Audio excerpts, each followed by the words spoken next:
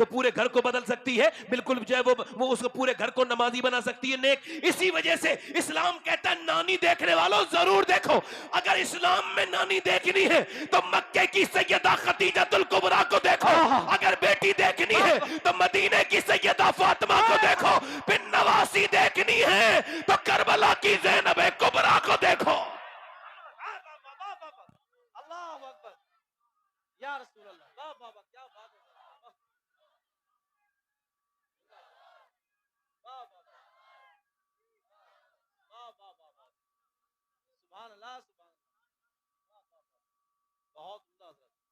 अपने घरों में देखो, मेरी बात सुनो, मेरी बात सुनो मेरे भाइयों, आपसे गुजारिश करता हूँ, हालांकि आप शोर शराब आप कम कर रहे हो माशाल्लाह, दिल लग रहा है आप लोगों का? नहीं, ये फैजान है सरकार कंबल पोश का। सुभान अल्लाह, वाह, सुभान अल्लाह।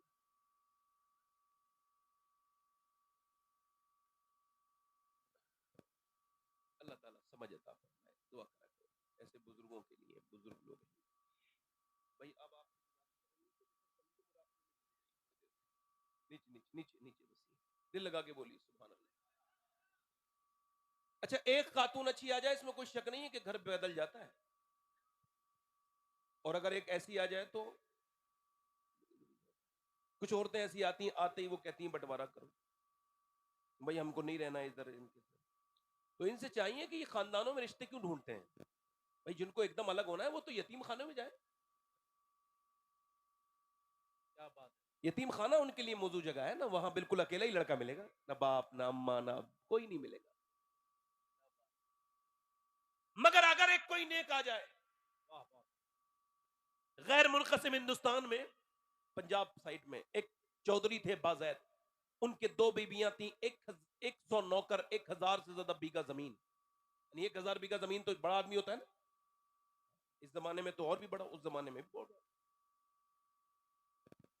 अब जब उन्होंने दो बीबियां थी, उन्होंने तीसरी शादी कर ली और तीसरी बीबी उन्हें ठीक मिल गई। कभी कभी बीबी ठीक भी मिल जाती है, इनको तीसरी ठीक मिली। ये इस वजह से कह रहा हूं कि वो नमाज पढ़ती थी। आप भी बोलो जरा, सुभान अल्लाह, जल्दी बोलो।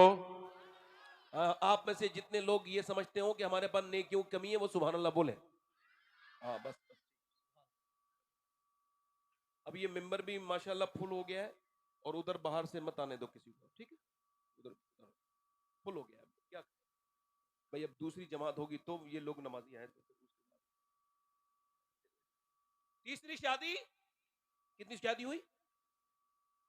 तीसरी बीवी उन्हें ठीक, क्योंकि नमाजी थी, अल्लाह वाली थी, मगर वो कोई ऐसी बेअकल नहीं थी, बेवकूफ नहीं थी कि वो जैसे हम लोगों में कुछ लोग बेवकूफ होते हैं, नमाज पढ़ के दूसरे लोगों को सब कुछ जहन्नमी समझते हाँ, हैं, वो ऐसी नहीं थी।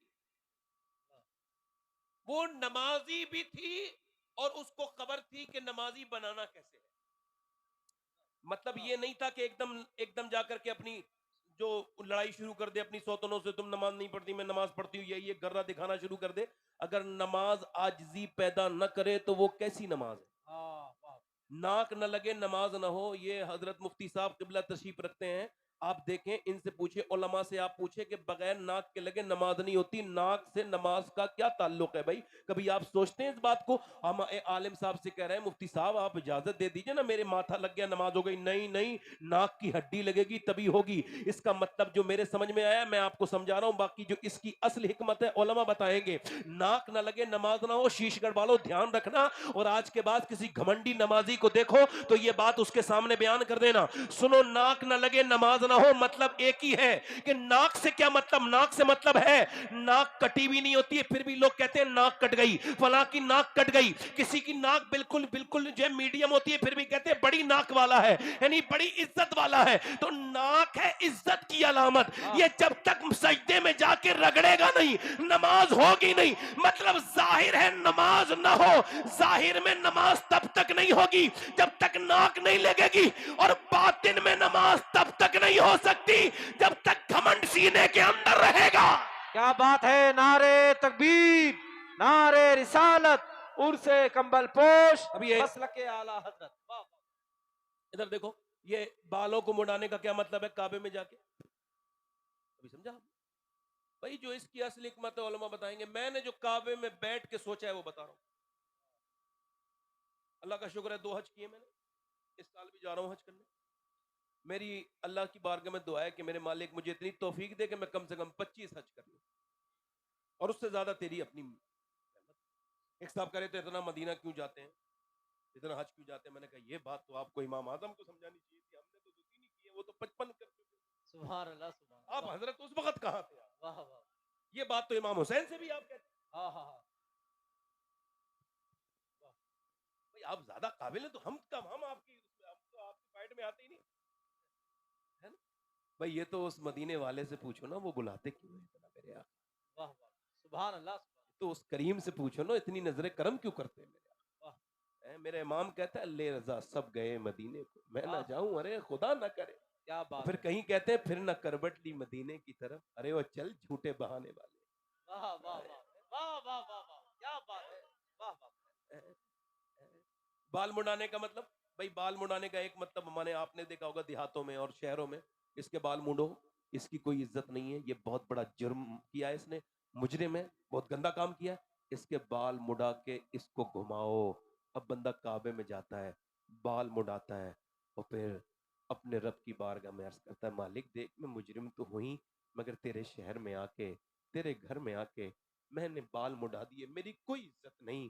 तो बाल मुड़ाना ये करना सब मेरा काम था, और मुझको निगार को बख्शना ये तेरा काम है मेरे सुभान मालिक। अल्लाह, सुभान ये अल्लाह। इबादत जो है ना, ये आपको आजिज़ी सिखाएंगी, ये आपको इंसान बनाएंगी, वरना आप क्या बेवजह की चीजें कर रहे हैं। अब मेरी तरफ देखें, उस औरत ने एकदम एकदम नसीहत नहीं की, नसीहत के लिए भी अकल की जरूरत है। उसने सोचा कि इनको, तो उसने देखा कि चौधरी के लिए दूध लेके जाता है नौकर, उसने कहा तुम लेके नहीं जाओगे, मैं लेके जाऊंगी। रात को दूध लेके गई, बेहतरीन औटा के, उसमें बादाम शदाम लगा के, बोले, लीजिए चौधरी साहब दूध पीजिए। उसने कहा मेरी तो 2 बीबी हैं, वो भी लेके आती हैं दूध, वो कभी नहीं लेके आई, आप क्यों लेके आई? कहा मेरा ज्यादा हक बनता है आपकी खिदमत करने का, लीजिए ना मेरे सरताज, आप दूध पीजिए। इतनी मीठी बात की, दूध पी लिया उसने, कहा जरा अच्छा था, जायकेमंद भी पहले ज्यादा था, नौकर के बनाने में और बीबी के बनाने में फर्क है तो, और फिर देने में। अब उसने पाँव भी दबाने की इजाजत चाहिए, का क्यों? कि मैं अपने घर पे माँ बाप की खिदमत करती थी, अब आप मेरे सरताज हैं, जरा पाँव की दबाने की इजाजत दें। अच्छा पाँव दबाने की इजाजत दे दी, जानती भी थी, उसने उन्हीं पॉइंटों को टच किया जिससे उसको आसानी होती है, वरना कुछ लोग पाँव दबाते हैं तो और दर्द कर देते हैं, कहते हैं जल्दी छोड़ो हाथ पाँव, मगर कुछ लोग दबाना जानते हैं, वो जानती थी। दबाते दबाते चौधरी को आने लगी नींद, और चौधरी को जब कराटे शुरू हुए तो कहने लगी चौधरी साहब आपको नींद आ रही है, और मैं भी जरा जा ही रही हूँ, मुझको भी नींद आ रही है, अगर बुरा ना मानो तो फजर की नमाज के लिए उठा दो। सुभान अल्लाह, सुभान। वाह वाह अब वाह। एक तो चौधरी, दूसरा मर्द, क्या बात। दो दो घमंड की अलामत इसके अंदर। मर्द तो अक्सर घमंडी होते हैं, इसका एग्जाम्पल बताऊं, 100 किलोमीटर से सफर करके आएगा, घर में आके बीवी से कहेगा एक गिलास पानी लाओ, अरे भाई अब 4 कदम दूर पानी है, पी लेते हैं। कि नहीं नहीं मेरी दादागिरी जहां चलेगी चलाऊंगा जरूर, जहां चलती है चलाता। हुजूर ने फरमाया तुम में बेहतर वो है जो अपनी बीवी के लिए बेहतर सुभान अल्लाह, सुभान अल्लाह। वाह वाह। क्या है बात। ना। अब ये 5 आदमियों को आवाज देने की क्या जरूरत थी? अब उस औरत ने कहा, तो वो गुस्से में आ गया, समझा मेरी इंसल्ट हो, ए तू मुझे समझाएगी, भाग यहां से, डांट दिया उसने। मगर अल्लाह वाली है, नेक है, उसकी बेइज्जती नहीं हुई जैसे हमारी हो जाती, घमंडियों की बहुत जल्दी बेइज्जती होती है। देखो नहीं, मुझे फला ने सलाम नहीं किया, मेरी बेइज्जती कर दी, अरे तो तू कर लेता ना। क्या बात है। वाह वाह वाह वाह वाह वाह। कुछ ये दामाद लोग, इनकी तो शायद इज्जत नाक पे ही रखी रहती है, ये शादी में जाके इनकी तो बेइज्जती ना हो ऐसी कोई बराती नहीं गुजरी। बस कोई खाना खाने नहीं बैठा था, इनको कोई देख ना पाया, बस वो आग लग गई। ये दामाद है कोई इबलीस का कोई फर्जंद है? कौन है ये? कौन है बदतमीज ये भाई? ये इसको सलाम भी, ये खुद मेरे सलाम नहीं किया मुझे, अजीब बात है, घमंड का पुतला लिए बैठ। यार सलाम करना, ये जब हुजूर महराज में गए तो सलाम किसने किया पहले? सुभान अल्लाह, सुभान अल्लाह। किसने कहा सलाम? मेरे रब ने कहा ना मेरे महबूब, जोर से बोलो जरा, सलाम भेजा। हुजूर ने अपने हर सहाबी को सलाम किया। सुभान अल्लाह, सुभान। सलाम करना सुन्नत है। हुजूर फरमाते हैं कि जो सलाम करता है वो तकब्बुर से बरी हो गया। सुभान अल्लाह, सुभान। अब उसने कहा कि तू मुझे नमाज के लिए सिखाएगी, भाग यहाँ से। अल्लाह वाली थी, बदली नहीं। वो दूसरे दिन भी आई दूध लेकर, पाँव भी याद आ रहे थे दबाने वाले।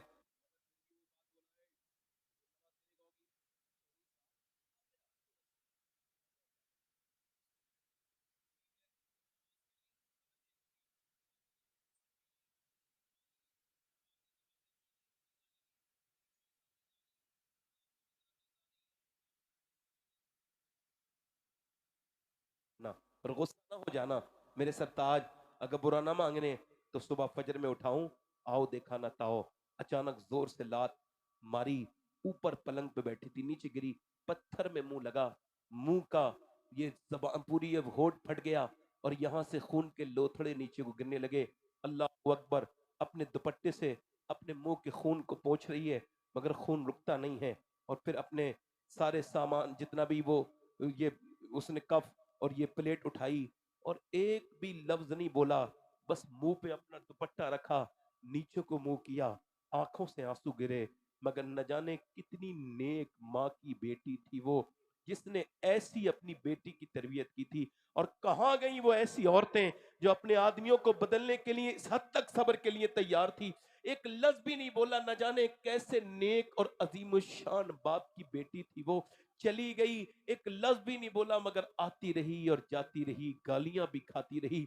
एक दिन चौधरी जब गालियां भी खाती रही, चौधरी ने उसे एक दिन देखा और देखने के बाद कई हफ्तों के बाद बोला, चौधरी ये बता कि तुझे मैं मारता हूं, गाली बकता हूं, ठोकरे मारता हूं, तू फिर भी बार बार आती है, ये बता तुझे मुझसे लालच क्या है? चौधरी की बेटी है, तेरा बाप नामवर चौधरी इज्जतदार घराने की लड़की है, तेरी रोज बेइज्जती करता हूं, गालियां देता हूं, पूरा घर देखता है, फिर भी तू मुझे नमाज के लिए क्यों कहती है? कह लगी, चौधरी साहब मैं नमक हराम नहीं हूं, नमक हलाल हूं।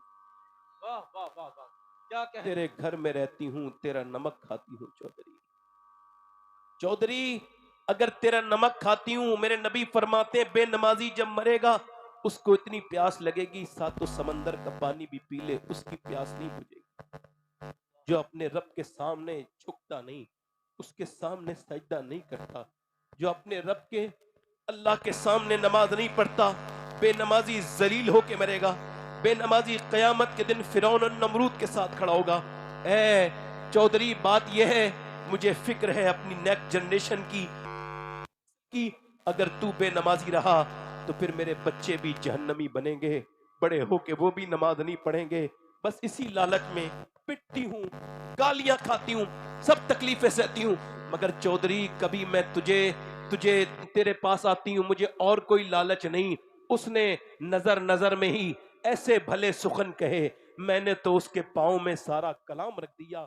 औरत आगे बढ़ी और जब आज औरत की ये बात सुनी तो उसके दिल में रहम आया।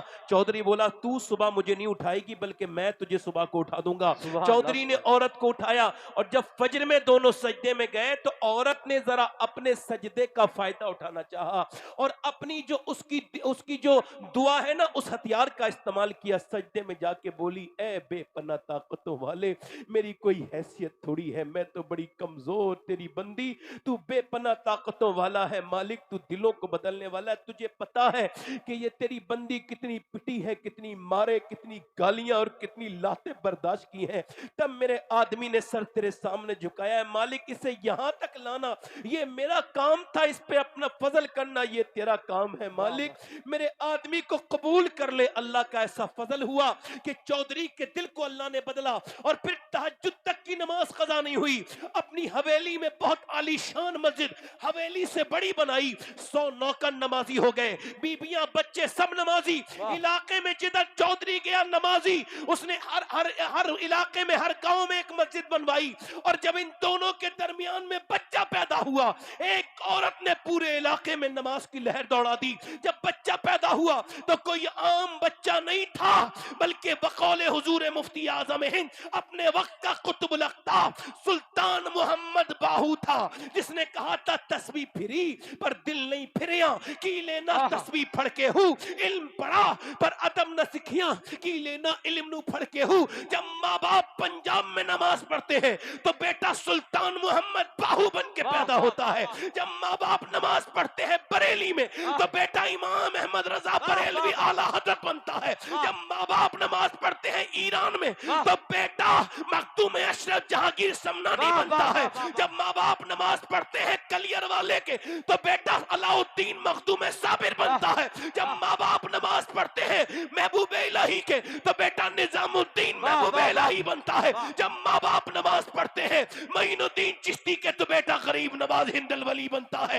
जब माँ बाप नमाज पढ़ते हैं कुतुबुद्दीन बख्तियार काकी के तो बेटा कुतुबुद्दीन बनता है। माँ बाप जब नमाज पढ़ते हैं अब्दुल कादिर जीलानी के तो बेटा गौसे आजम बनता है। जब माँ बाप नमाज पढ़ते हैं तो फिर बेटा कंबल पोश बनता है। जब माँ बाप नमाज पढ़ते हैं मदीने में तो फिर बेटा हुसैन करबला में सर रखता है और कहता है मेरी माँ आप जब रात को सजदा करती थी सुबह को सर उठा भी लेती थी। हुसैन जब सर सजदे में रखेगा तो रखेगा करबला में उठाएगा कयामत। नारे तकबीर, नारे रिसालत, अजमत इमाम हुसैन, मसलके आला हजरत।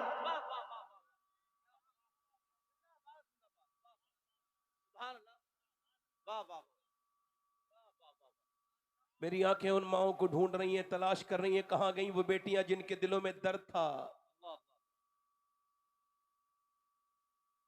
आप लोग जितना शोर कर रहे हैं ना इसका हिसाब कयामत के दिन ना दो तो कहना। फिर ये हुजूर का जिक्र है, आप इसको मजाक में ले रहे हो। अभी आपके सामने कोई डीएम आ जाए आप 2 मिनट के अंदर कांपने लगोगे।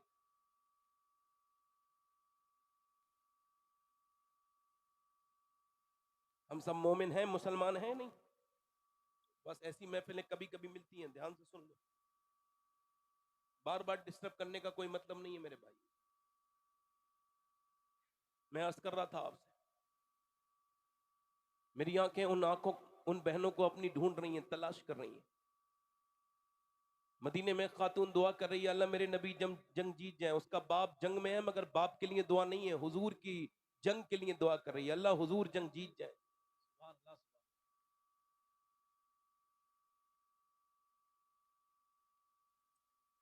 किसी ने आकर के कहा ऐ सिहाबिया सुन, औरत आई कोई, हुजूर तो जंग जीत गए मगर तेरा बाप शहीद हो गया।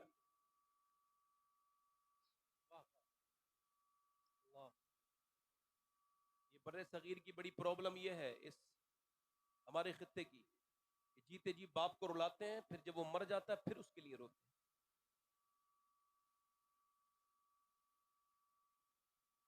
बाप को जितनी अहमियत मरने के बाद देते हो ना उससे 10% भी जिंदगी में दे दी तो अल्लाह उसकी उम्र बढ़ा देगा। मगर तुम उस बूढ़े को इतना जलील करते हो कि वो मौत अपनी मांगना शुरू कर देता है।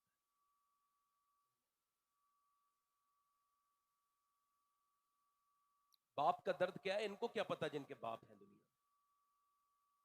वो बच्चे नहीं समझ पाएंगे जिनके बाप हैं, उन बच्चों से पूछो जिनके बाप नहीं है।